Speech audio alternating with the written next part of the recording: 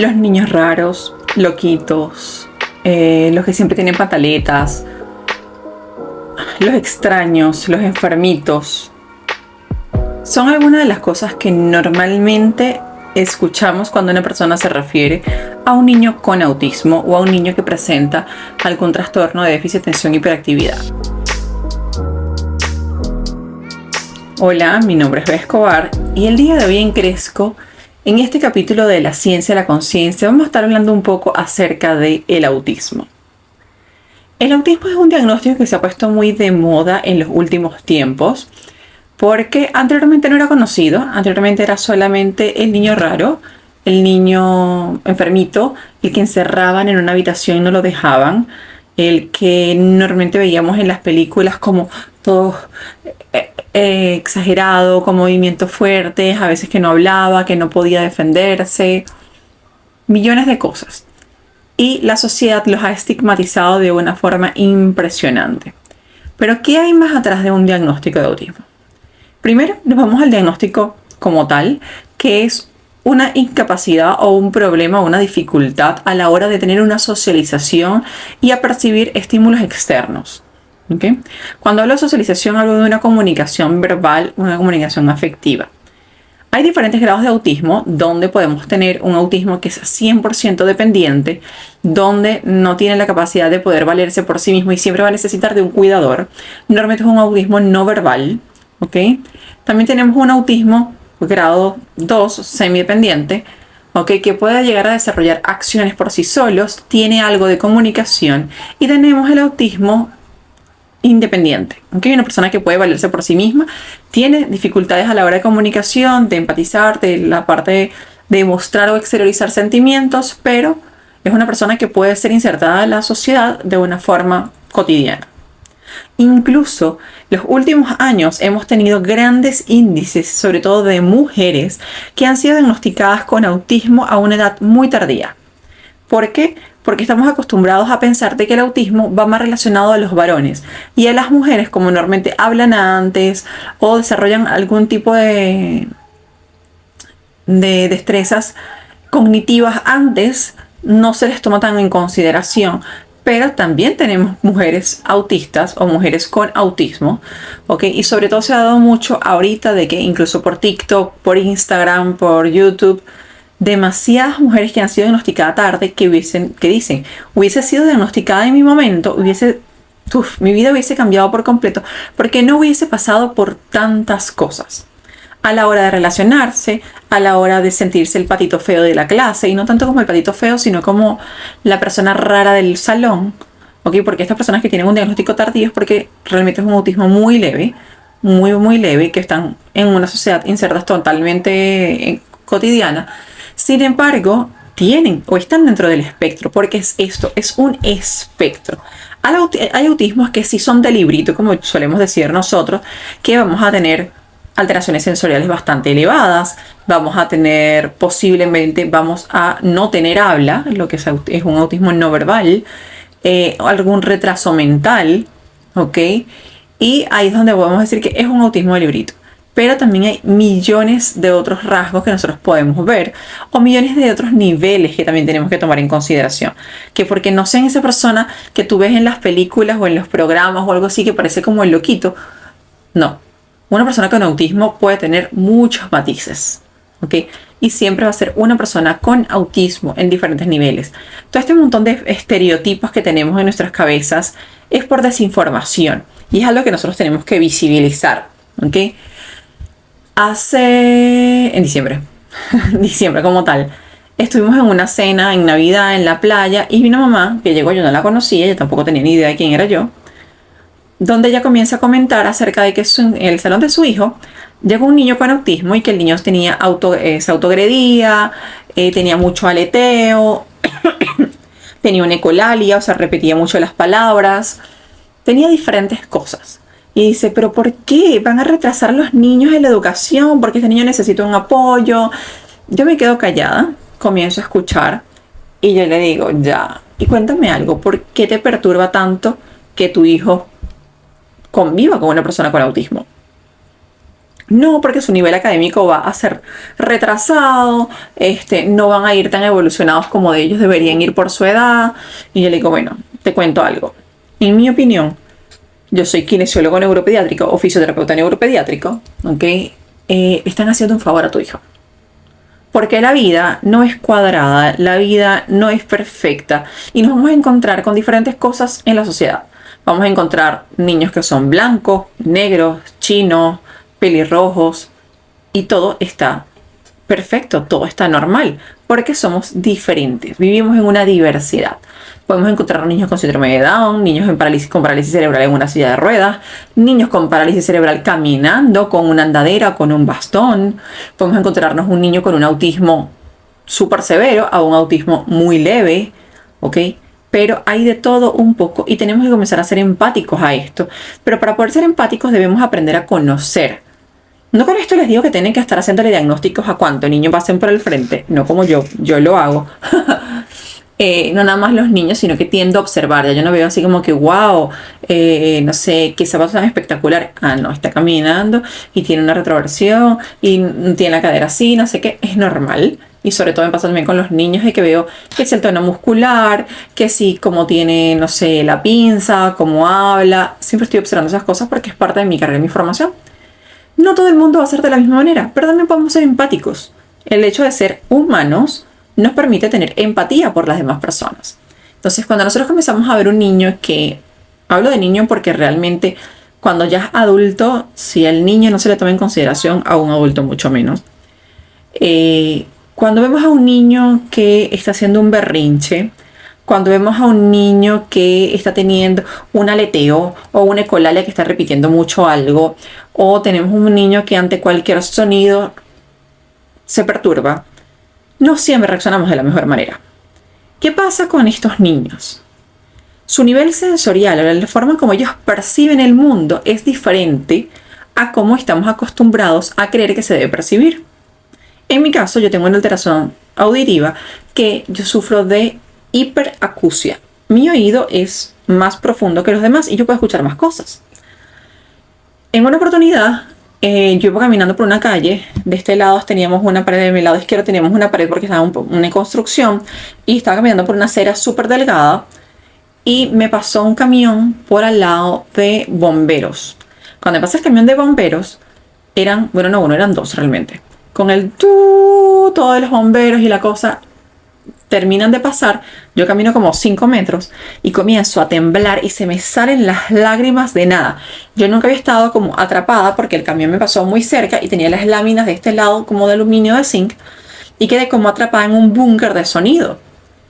Para mí fue horrible. Comencé a llorar y mi esposa me dice, respira, respira, cálmate, respira, y yo temblaba.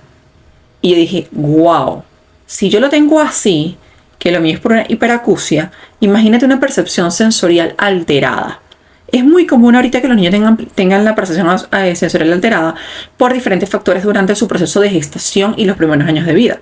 Pero un niño con autismo, 99% tiene una alteración sensorial. ¿Ok? Y con esto no hablo solamente del sonido, hablo también del gusto, hablo del tacto.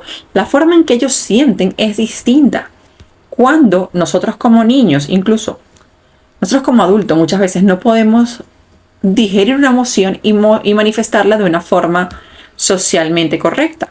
Porque a veces respondemos desde nuestras vísceras o a veces respondemos sin pensar porque nos dejamos llevar por la emoción.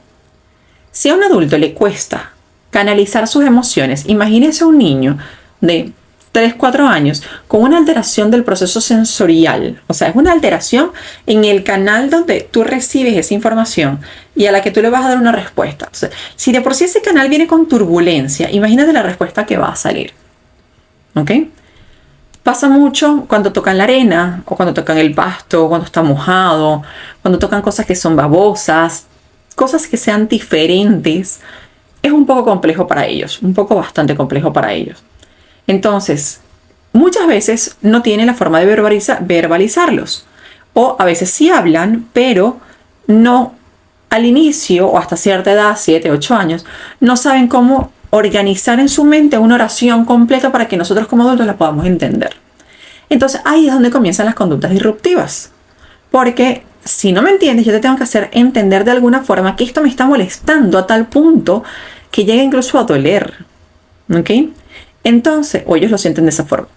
Entonces, ahí es cuando nosotros como adultos vemos solamente la pataleta. No nos vamos atrás. Tengo varias amigas que tienen niños con autismo y me dice, tiene la pataleta pero horrible, no sé qué, se golpea la cabeza, no entiende, no verbaliza, no me dice nada, no me muestra nada. Yo le digo, ok, ya estamos viendo la pataleta, vamos a validarla, vamos a tratar de contener a ese niño que está en ese proceso de sufrimiento, pero vamos también a evaluar qué es el desencadenante que nos produjo esta pataleta. Algún ruido fuerte, alguna película con muchas luces, alguna textura que no me haya gustado. Millones de cosas pueden desencadenar una alteración sensorial o una crisis de alteración sensorial. ¿Ok? Entonces, aparte, si a esto le sumamos un proceso de insomnio o dificultades para dormir, tenemos un cerebro irritado. Una de las principales cosas en las que yo más hago énfasis cuando tenemos un niño con una diversidad funcional, autismo, epilepsia, parálisis cerebral, lo que sea, es que nosotros necesitamos que ese cerebro descanse. Y ahí es a donde voy. Imagínense lo siguiente. Tienen 3 noches sin dormir. A la cuarta noche, al cuarto día en la mañana, tienen que ir al trabajo. Llegan a un lugar, el jefe les grita, o llegan tarde, hay tráfico, chocan, se les cae el café encima. Cuando llegan a desempeñar sus actividades, no van a estar como Heidi en la pradera o Candy Candy buscando a Anthony. Ni de broma, ¿verdad? Vamos a estar tensos con un aumento del tono muscular porque nadie está molesto, así como en la playa. No. Aumentamos el tono porque comenzamos a que nuestra emoción controla nuestro sistema neurológico y comenzamos a apretar. ¿Ok? Hay un aumento del tono muscular. Primero por ahí. Seguido a un mal carácter o una incomodidad. ¿Ok? De que si nos van a venir a decir, mira, porque llegaste tarde, en vez de voltearse y decir, mira, me pasó esto, esto y esto, posiblemente tengamos una mala respuesta, porque tenemos varios días sin poder descansar. Si nosotros no podemos descansar, nuestro cerebro no se puede reparar.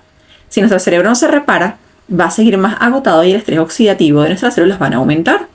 Aparte de que también va a pasar de que nuestro sistema digestivo va a estar alterado, ocasionando posiblemente reflujo, dificultades a la hora de ir al baño. Y nuestro sistema inmunológico también se va a alterar porque la base de nuestro sistema inmunológico es el estómago. Entonces, imagínense un niño que no tenga la posibilidad de poder dormir, que ese cerebro se mantenga todo el día. ¿Cómo piensas que va a estar durante el día a la hora de ir a una terapia, de ir a un colegio, de tocar cosas nuevas, no sé, de ir al terapeuta ocupacional y tener un sinfín de estímulos sensoriales donde vas a tener que tocar y palpar cosas de diferentes texturas? Yo no estaría muy feliz que se diga. Ellos tampoco. Es completamente normal.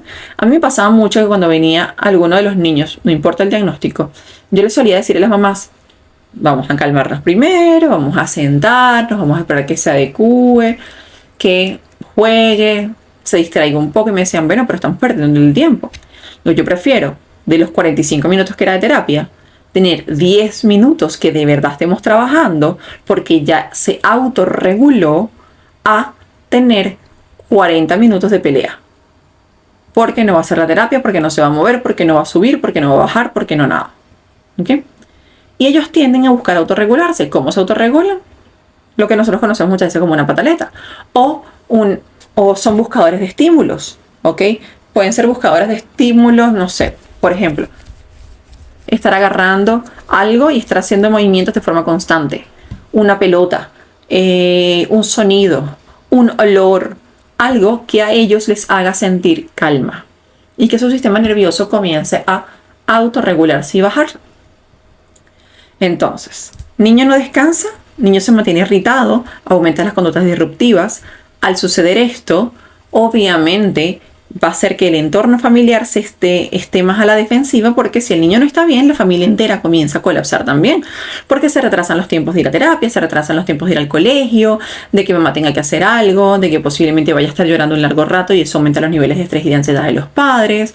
Se desencadenan muchísimas cosas. ¿Ok? Entonces, cuando llega ese periodo, sobre todo de autoestimulación, y se une con el encontrar sexual o el despertar sexual, también tenemos un problema más para los padres, ¿ok? Porque comienza la masturbación o comienza el autoconocimiento o el explorar, y obviamente les genera cierto placer y lo comienzan a hacer. Y ahí es cuando todo el mundo comienza el colapso nervioso de ¿por qué? ¿Qué? ¿Cómo lo va a hacer en la calle? ¡Qué vergüenza! ¿Qué no sé qué? ¿Qué tal?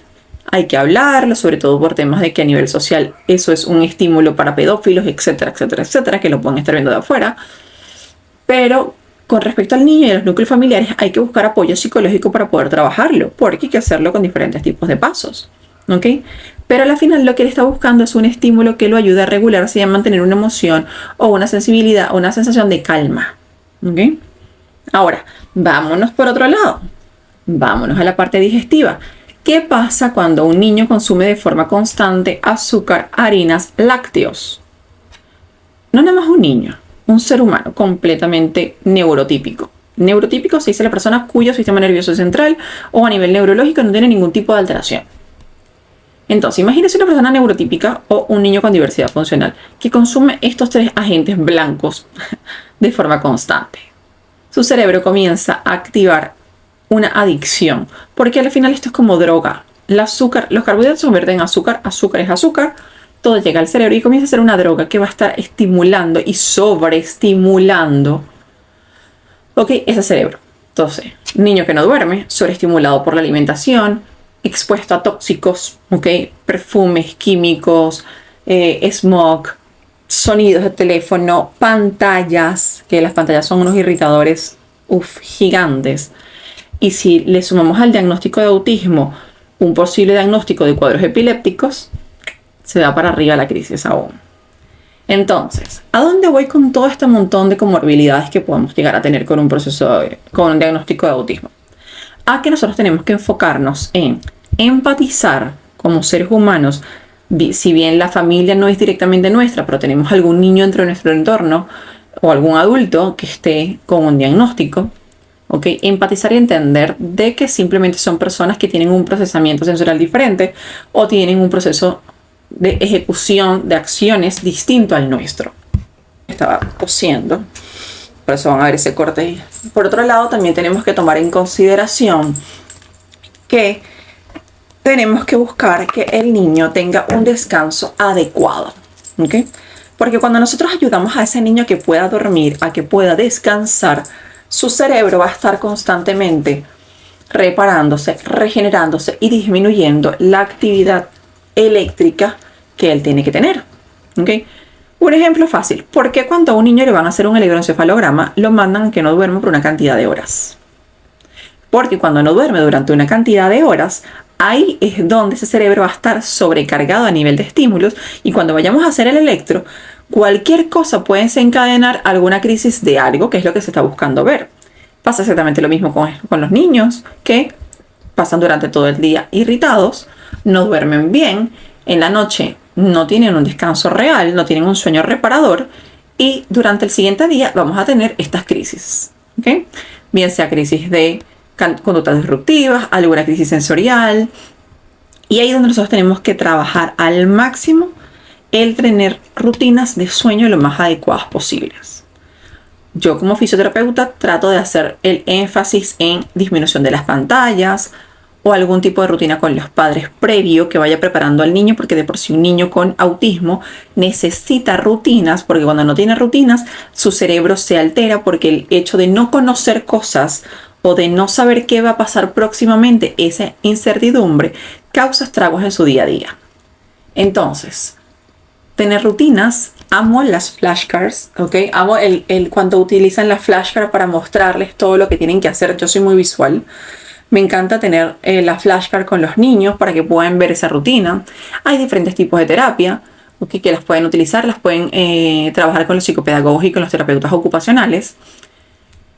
La rutina de sueño, la rutina de la noche, una ducha de agua tibia también puede ayudar bastante a bajar un poco las revoluciones, colocar incluso aceites esenciales en la ducha, hacer un masaje de cuerpo completo, un protocolo de la sinfonía en la célula, ¿ok? La utilización de aromaterapia es espectacular porque la aromaterapia entra directamente por la nariz y llega a través del bulbo olfativo al sistema límbico. Okay, es el sistema que canaliza las emociones y de ahí va directamente a nuestra parte del cerebro donde se procesan las acciones y desencadenan una reacción. Entonces, cuando nosotros utilizamos una combinación adecuada de aceites esenciales a través de la aromaterapia, vamos a ayudar a ese cerebro a descansar o a lograr lo que estamos buscando. ¿Okay? Hablo del sueño y ahí podemos tener ese proceso de descanso. Pero también cuando tenemos un cerebro que no ha descansado, durante el día se nos ve un poco imposibilitados el tener memoria, buena memoria, el poder recordar las cosas que tenemos que hacer, palabras, etc. Y ahí también podemos ayudarnos con aromaterapia, con aceites específicos. Uno de los aceites más utilizados en los niños para la concentración es el romero, o en el caso del sueño, aceites como el vetiver, que van a trabajar directamente sobre su cerebro para ayudarlos a calmar, ¿ok? Y no son sedantes los aceites esenciales en los niños, ¿ok? Es algo que es muy importante, sino que va a trabajar sobre la química de su cerebro, ya que los aceites y los seres humanos estamos compuestos por carbono, hidrógeno y oxígeno, lo cual hacen que al estar compuestos más o menos de lo mismo, podamos aceptar los beneficios terapéuticos mucho más rápido. Y nuestro cerebro comienza a trabajar de una forma adecuada para aceptar este beneficio y poder de alguna forma devolvernos a cómo debería funcionar el cerebro regularmente. ¿Okay? También durante el día crear rutinas, ¿okay? Y crear rutinas también acompañadas de algún tipo de actividad física, porque muchas personas que dicen no, tiene mucha energía y vamos a llevarlo a fútbol, a béisbol, a básquet, cosas de alto impacto para que relaje, no sé qué, para que drene. No. Al igual que los perros, los niños, si tú les das mucha energía, van a aumentar su batería. ¿Ok? Tenemos que hacer todo lo contrario. Hacer actividades que trabajen mucho el cerebro. ¿Ok? Actividades de memoria, actividades que trabajen todo lo que es la parte cognitiva.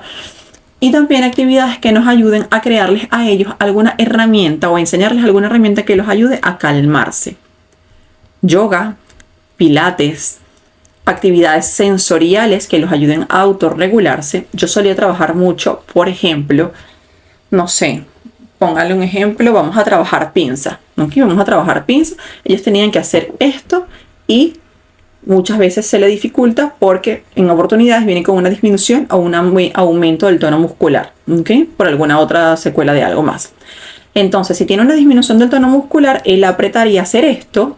Este movimiento, sus dedos van a ser muy flexibles y le va a costar apretarlo. Por otro lado, si tiene un aumento del tono, van a estar muy rígidos y la movilización le va a costar. Entonces, para hacer este tipo de movimientos, tienden a hacer movimientos en todo el cuerpo para tratar de sacar la fuerza de todos lados. Y se irritan porque no hay una aceptación a la frustración, no hay un buen manejo de la frustración. ¿Qué hacía yo? Y se los doy como tip cuando trabajen con los niños.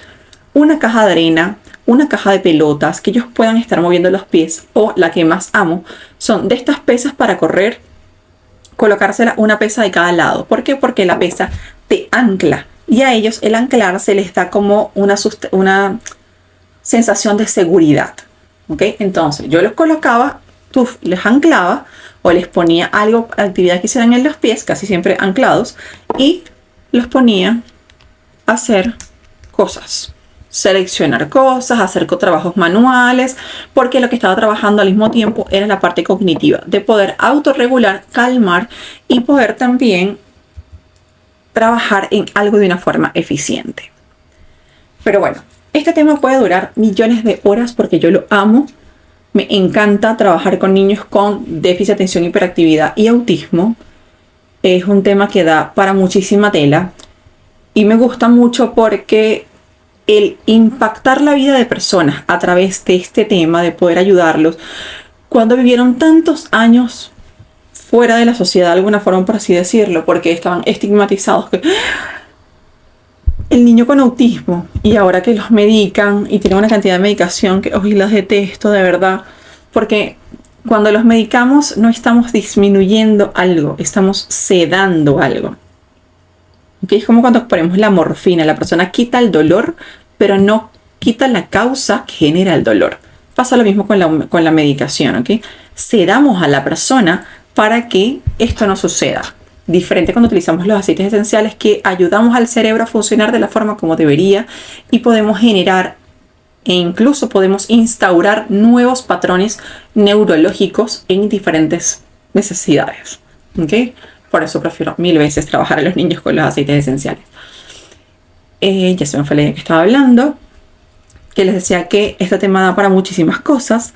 También por eso, si estás escuchando este podcast antes del miércoles 21, creo, 21, 22, si estás escuchando el podcast antes de esa fecha, tengo una invitación para ti. El 22, 8 de la noche, Chile, 7 de la noche, Miami, Venezuela, vamos a tener una clase de cómo trabajar las diferentes rutinas en niños o los diferentes protocolos según sus comorbilidades, temas de sueño, temas de la parte estomacal, o sea, todo lo que es la simbiosis estomacal, ansiedad y trastorno de déficit de atención y hiperactividad. ¿Ok? Vamos a estar hablando un poco de las 4, vamos a tener un testimonio también muy chévere y va a ser un espacio muy cómodo para poder conversar con cada una de las personas, para poder darles un poco más de herramientas, porque es súper importante entender que el niño, y es algo que siempre he repetido, no es el centro del mundo, es una pieza fundamental de la familia que tiene tanta importancia como mamá, papá y el resto de los hermanos o el resto de los integrantes. Entonces debemos aprender a canalizar y quitarnos un poco ese peso a nivel de las rutinas y poder incorporarlos a todos y que todos tengamos la misma validez. Entonces voy a estar hablando un poco acerca de eso en mi charla y los espero el día miércoles a las 8 de la noche. Si te interesa y estás viéndome por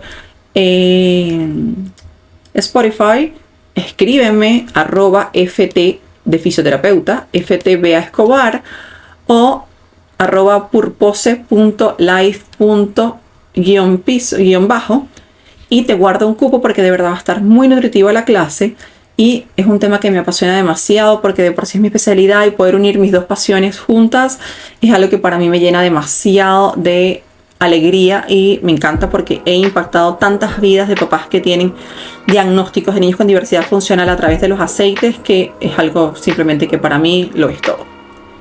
Una vez más, como siempre les he dicho, me encanta poder conocer su feedback, conocer qué información tienen en relación de lo que estoy hablando, qué temas les puede gustar que siga conversando con ustedes.